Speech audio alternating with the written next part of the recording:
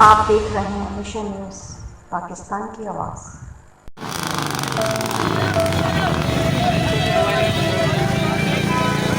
Mobile कहाँ गई? Mobile बोरी मोबाइल।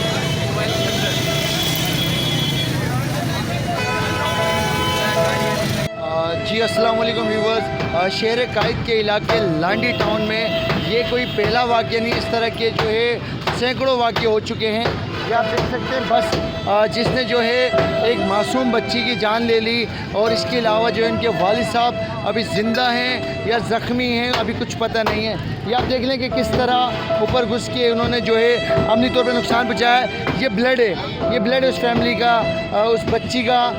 ये देख लें आप कि गाड़ी पूरी ऊपर घुस गई। इतनी ओवर क्यों होती है, क्या वजूहत होती है, क्या मामला होते हैं, ये आप देख लें। मेरे बैक साइड पे आप देखें ज़रा प्लीज़। स्टॉप।